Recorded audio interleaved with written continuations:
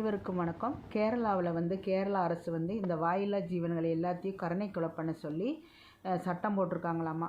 நம்மளுக்கு கொரோனான்னு ஒன்று வந்துச்சு பார்த்தீங்களா?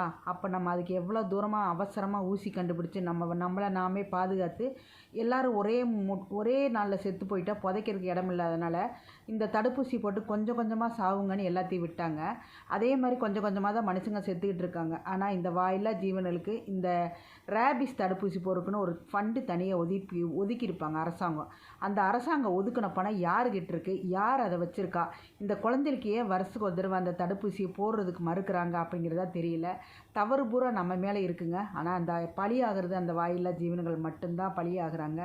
இன்னும் எத்தனை காலத்துக்கு தான் இந்த கேரளாவில் இவ்வளவெல்லாம் கொடுமை நடக்குன்னு தெரியல. உங்களுக்கே தெரியும், வயநாட்டில் எவ்வளோ பெரிய, அதாவது ஒரு கர்ப்பிணி ஆணையில் வாயில் வெடி வச்சு எப்படி கொன்னாங்க. ஆனால் அந்த வயநாடு எப்படி அழிஞ்சதுன்னு இயற்கை அழிவுகளை நோக்கி தாங்க போகிறோம்.